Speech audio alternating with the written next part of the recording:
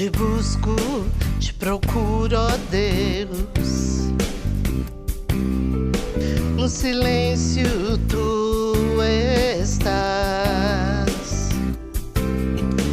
Eu te busco toda hora e espero em ti. Revela-te a mim, conhecer-te eu quero mais.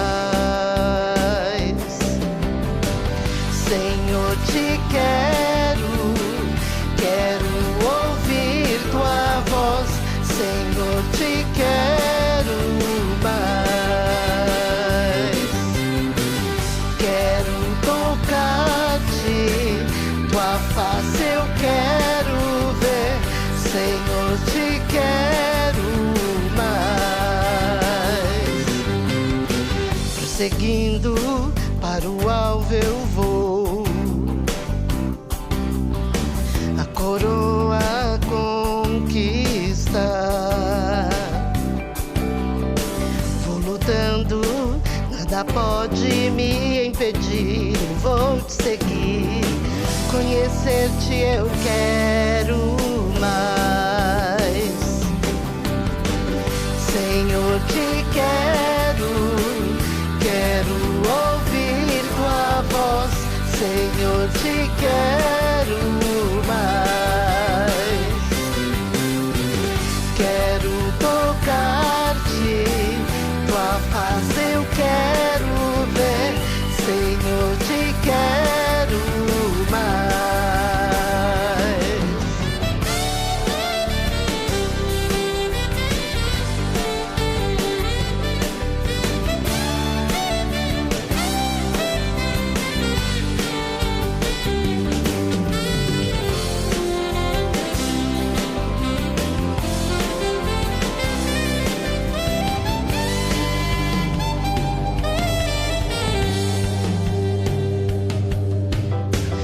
Seguindo para o alvo eu vou, a coroa conquistar. Vou lutando, nada pode me impedir. Eu vou te seguir, conhecer-te eu quero mais. Senhor, te quero ouvir tua voz. Senhor, te quero mais. Quero tocar-te, tua face eu quero ver. Senhor, te quero mais. Senhor, te quero ouvir tua voz. Senhor, te quero mais. Quero tocar-te, tua face eu quero ver. Senhor, te quero mais. Aleluia, glória te damos, Senhor.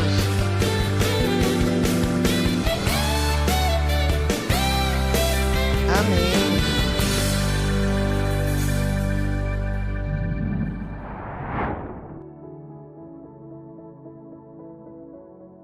A paz do Senhor, amada igreja, irmão e irmã, sejam bem-vindos a mais um culto da série Falando de Deus. E na sequência de mais um culto com o tema O Alimento de Deus, ministraremos hoje o quinto culto desta série e o episódio será Fuja das Iguarias do Rei.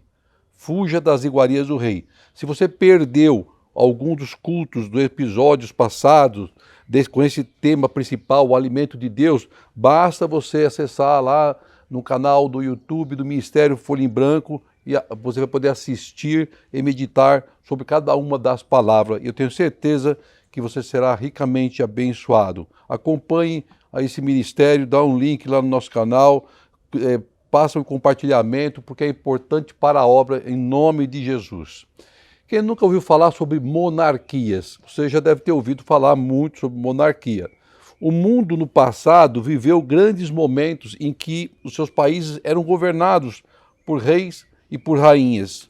Mas ainda existe alguns países em que a monarquia sobreviveu e sobrevive, mesmo que seja com menos poderes, em alguns casos apenas só como título, sem nenhum tipo de poder no Estado. Em alguns países, então, nós vamos encontrar ainda a monarquia. E alguns deles com poderes, como eu falei, e outros com nenhum poder, e outros apenas como um título. No mundo, nós temos 193 nações ou países, sendo que 23 delas, 23 nações, países, 12%, nós vamos encontrar reis e vamos encontrar rainhas. São eles: Arábia Saudita, Marrocos, Jordânia, Omã, Kuwait, Catar, Bahrein, Brunei, Suazilândia, fica na África, nunca ouvi falar, Tailândia, Butão, Mônaco, Tonga, Bélgica, Espanha, Suécia, Noruega, Holanda, Dinamarca, Lesoto, também na África, Camboja, Malásia e Reino Unido. Muito interessante, não é verdade? O mais conhecido de todos, né, e mundialmente visitado é o Reino Unido, na Inglaterra, onde recentemente nós tivemos uma triste notícia, que foi a morte da Rainha Elizabeth, que se manteve no reinado por um período assim histórico, né? Superou a todos os anteriores, 70 anos.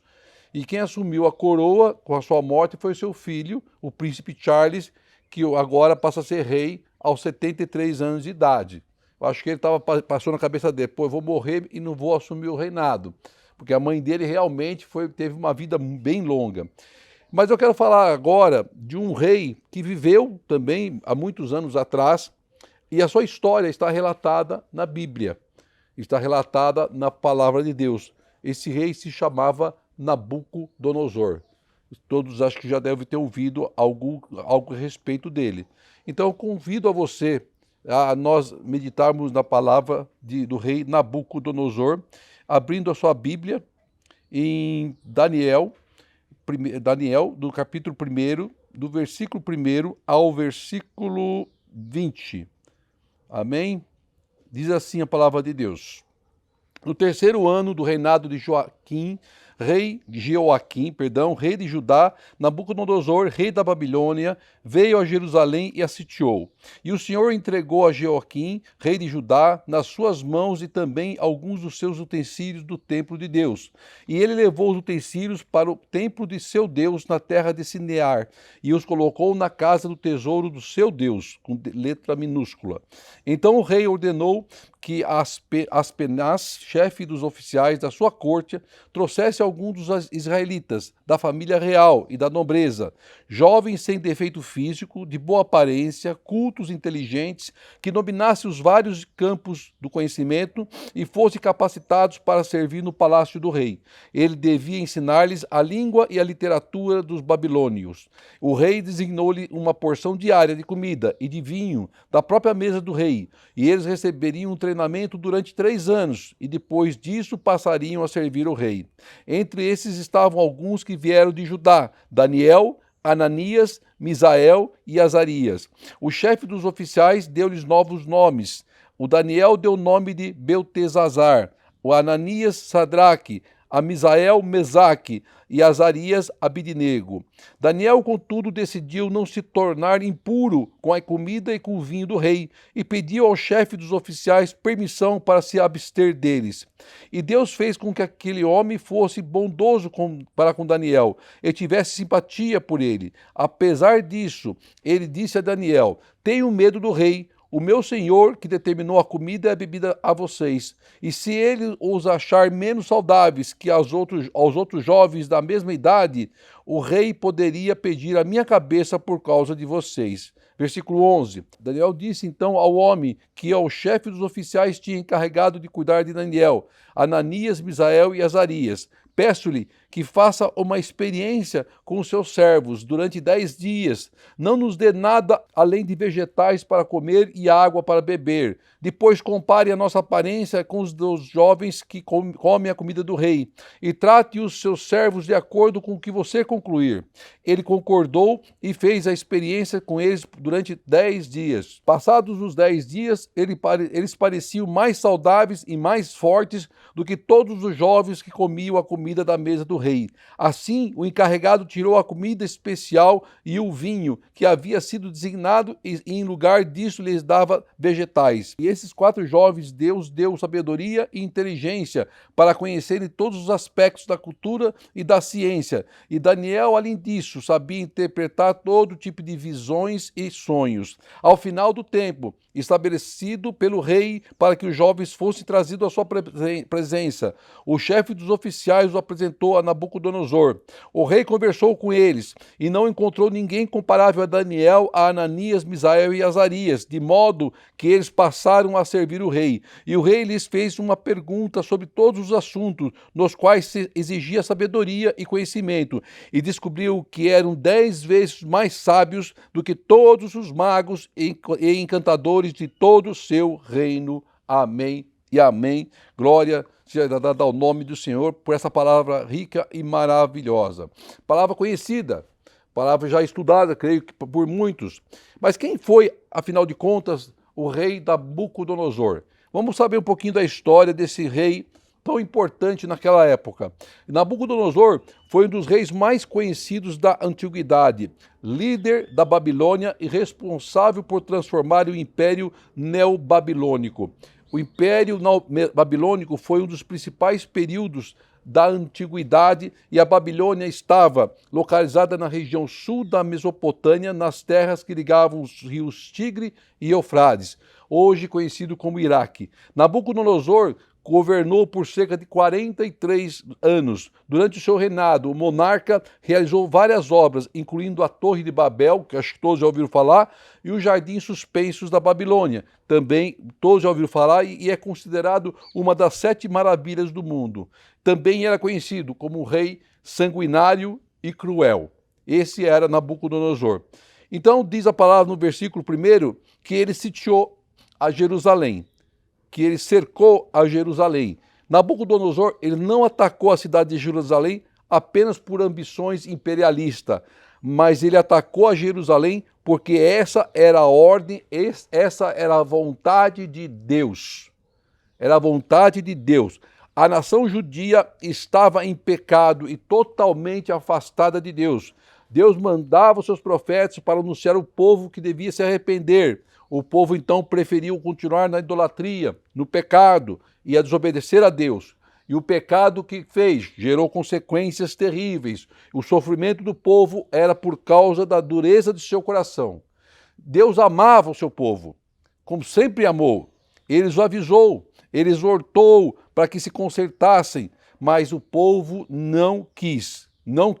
E depois da queda de Jerusalém, alguns foram levados para a Babilônia, para serem escravos ou para servirem no palácio do rei. O que aconteceu com Daniel, Sadraque, Mesaque e Abednego, depois que mudaram os nomes. E Nabucodonosor também levou todos os utensílios do templo de Deus, da casa de Deus em Jerusalém, que foram utilizados para adornar, para serem usados no templo dos falsos deuses da Babilônia. Olha que coisa terrível. Está lá no versículo 2, vai ler lá.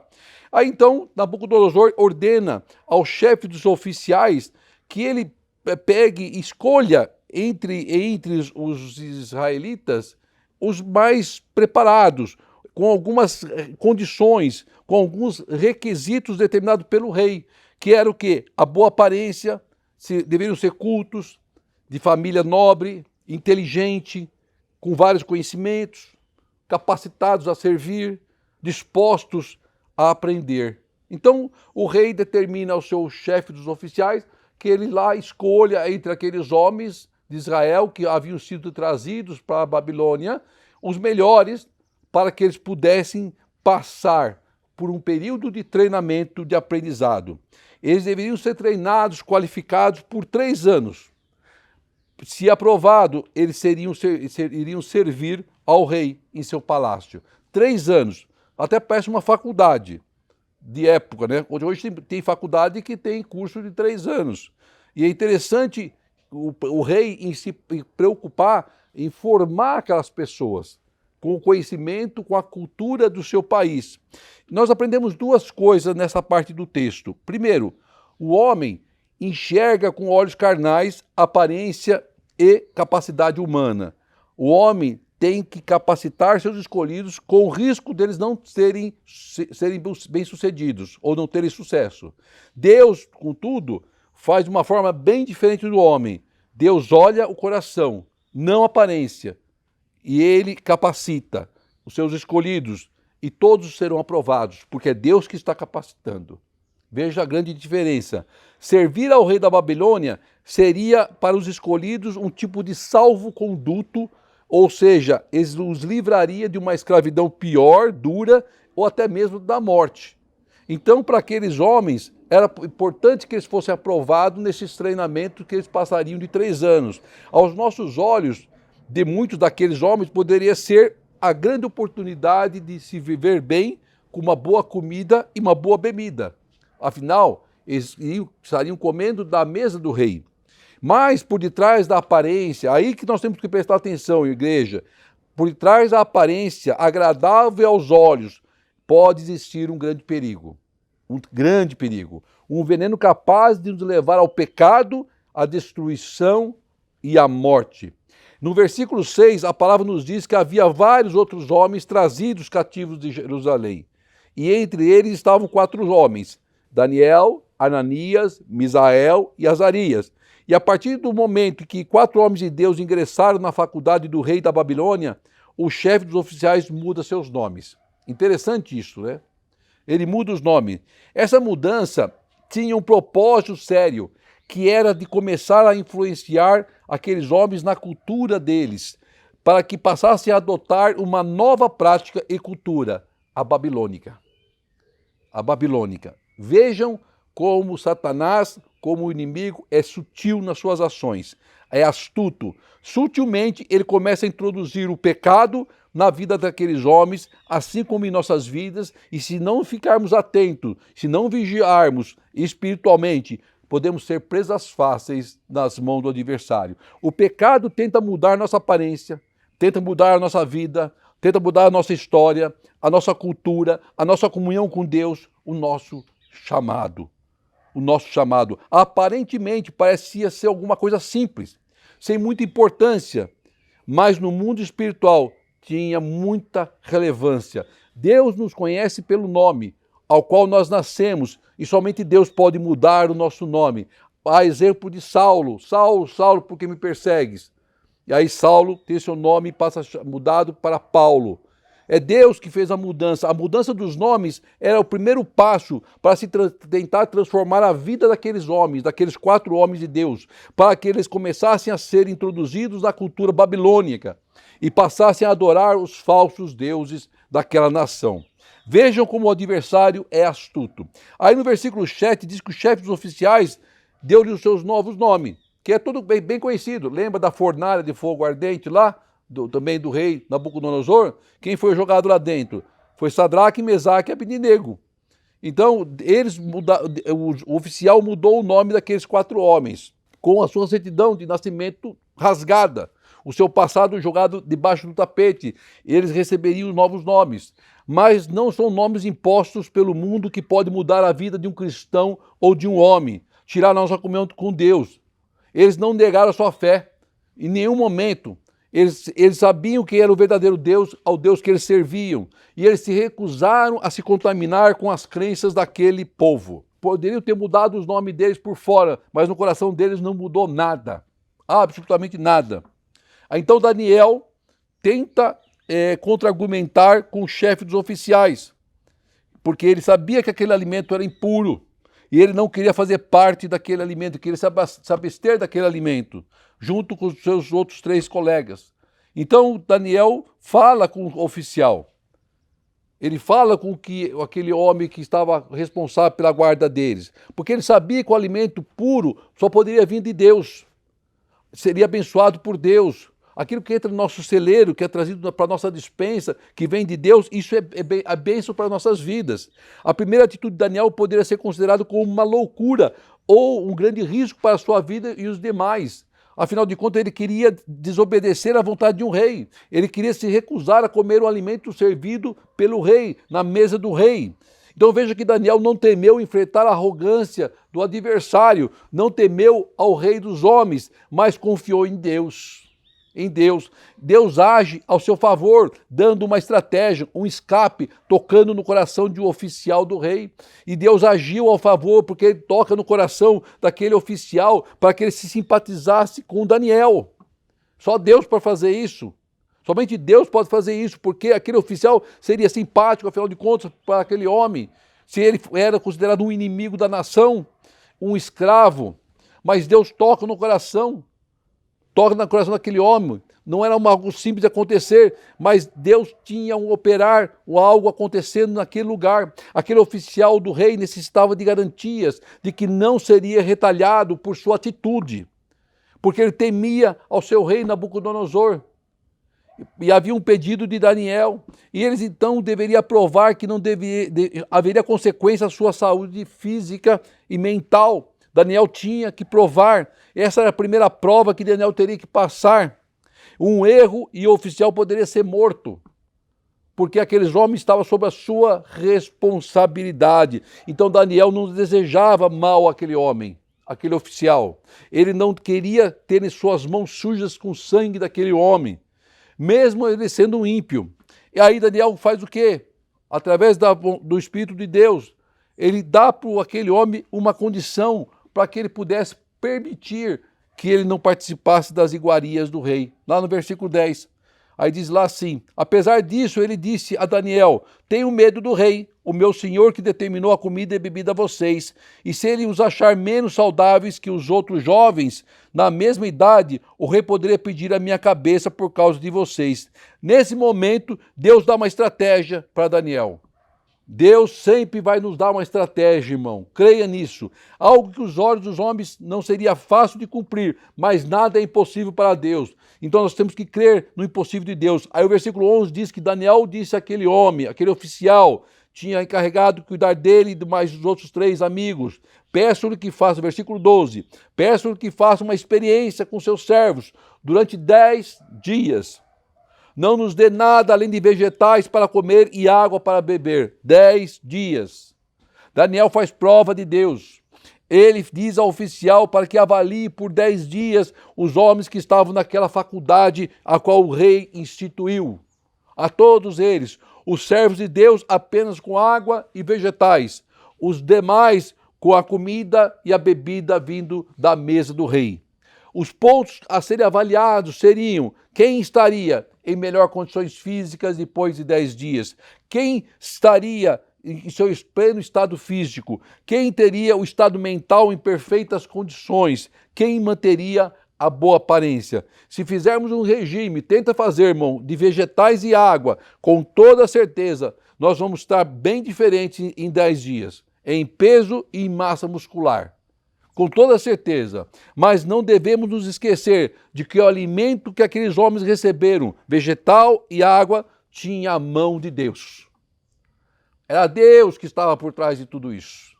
Era a mão de Deus que estava por trás de tudo isso. O alimento de Deus sempre nos suprirá e nos renovará as forças. Seja pão e água como Elias, seja vegetais e água como Daniel.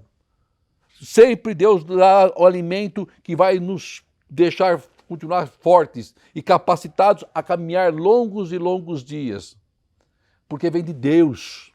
O alimento que vem de Deus, ele renova nossas forças. Vindo de Deus será suficiente para nossas vidas. Deus jamais vai perder uma batalha a nosso favor. Sua batalha está nas mãos do Altíssimo. Creia isso, irmão. Aí no versículo 13 diz que depois ele diz para o oficial: compare a aparência dos jovens, compare a nossa aparência com os demais que estão aqui. Então aquele oficial concorda. Ele não tinha nada a perder. Eram 10 dias apenas, eles tinham 3 anos para ficar lá.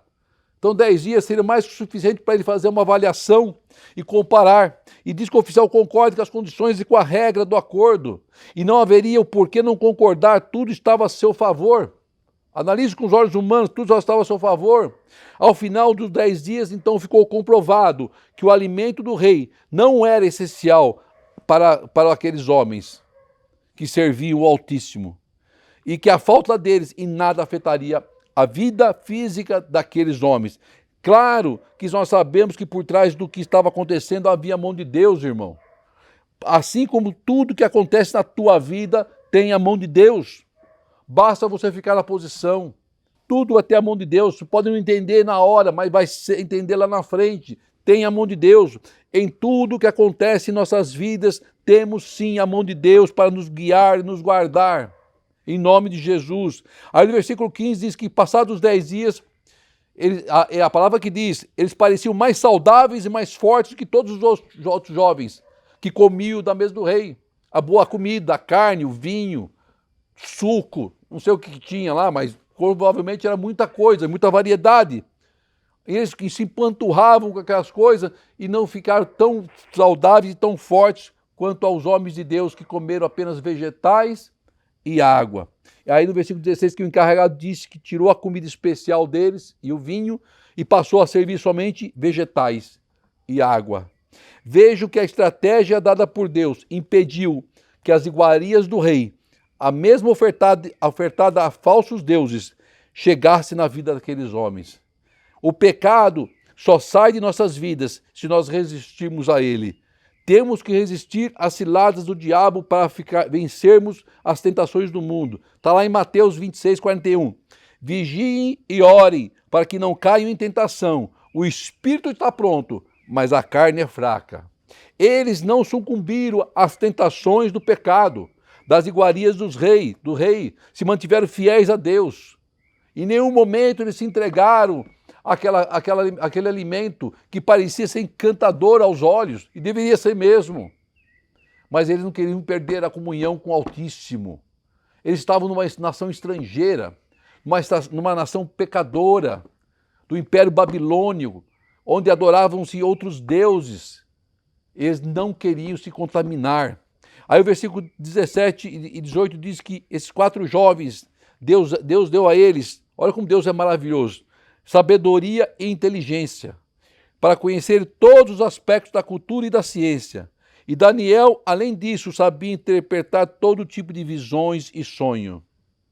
Olha como Deus é magnífico. Deus dá além daquilo que às vezes nós pedimos a Ele, pela nossa obediência, pela nossa posição na sua presença. Aí o versículo 18, diz assim, ao final do tempo estabelecido pelo rei, os 3 anos, aqueles jovens foram trazidos à presença de Nabucodonosor. E o chefe dos oficiais o apresentou então a Nabucodonosor, aqueles 4 homens. E nós vemos que a primeira etapa deles foi vencida. Eles venceram, mas havia agora uma segunda etapa.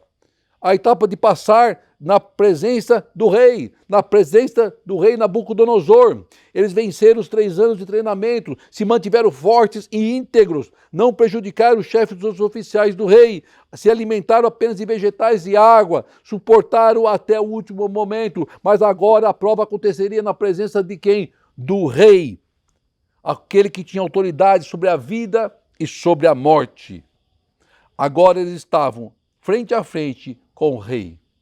Eles passariam por uma sabatina, por uma prova oral, com o próprio rei Nabucodonosor. Quando somos colocados frente a frente com aquele que vai nos entrevistar ou vai nos sabatinar, nós ficamos com medo, com frio na barriga, trememos, gaguejamos, até esquecemos o que nós temos que falar. Imagine então aqueles 4 homens frente a frente com o maior rei da época, um rei sanguinário, um rei de uma nação forte, de uma nação poderosa, mas com eles havia um rei maior. Com você há um rei maior, meu irmão, o único Senhor, o único Salvador, o único Deus verdadeiro, Senhor dos exércitos, aquele que nos dará vitória e honra. Eles sabiam disso. Com Jesus em nossas vidas, nós não temos que temer a nada, nós temos certeza da vitória e da honra do Senhor. E Deus nos dará sempre estratégia para vencermos as batalhas, como deu para aqueles 4 homens. Aí diz lá no versículo 19 que o rei conversou com eles, entrevistou, sabatinou eles, e não encontrou ninguém comparável a Daniel, Ananias, Misael e Azarias, de modo que eles passaram a servir o rei.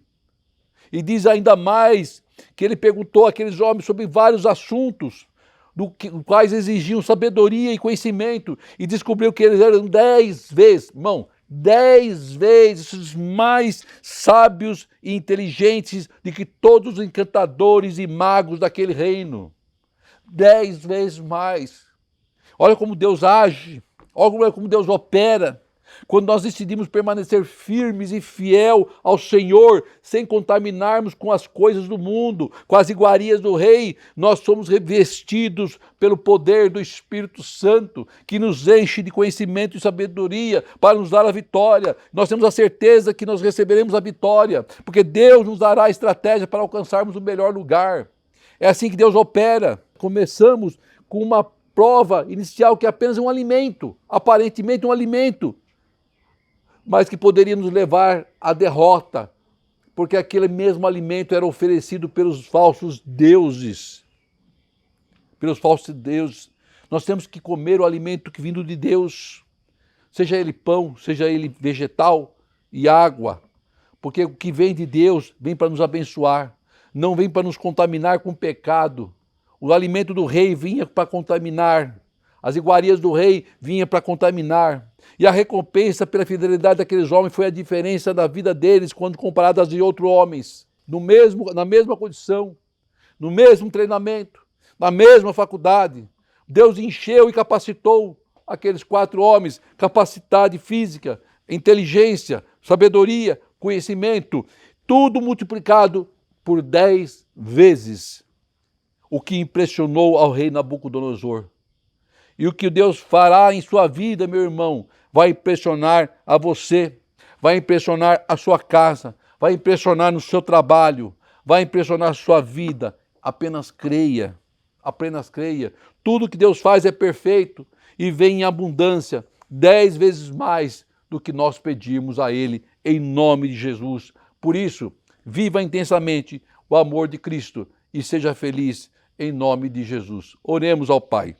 Querido amado Deus, agradecemos, Senhor, por essa palavra abençoada, Pai querido, a qual nos traz um alimento para o espírito, Pai, para o corpo, Pai querido, porque tudo que manda dos céus para nossas vidas vem para nos alimentar, vem para nos fortalecer, Pai. E seja com cada um que está ouvindo, que está participando deste culto, Senhor. Seja hoje, seja em dias mais à frente. Abençoa, Pai. Entra com a providência, Pai. Entra com a resposta em nome de Jesus, Pai. Que sejamos sempre presentes na sua vontade, Pai querido. Sejamos fiéis à tua vontade, obedientes à tua palavra, Pai querido. É o que eu te peço, Pai querido amado. Que o grande amor de Deus, a graça de nosso Senhor Jesus e as doces consolações do Espírito Santo do Senhor estejam com todos, hoje e sempre. Amém e amém. Glória seja dada a ti, Senhor. Senhor, quero ouvir tua voz. Senhor, te quero mais. Quero tocar-te, tua face eu quero ver. Senhor, te quero mais. Prosseguindo para o alvo eu vou.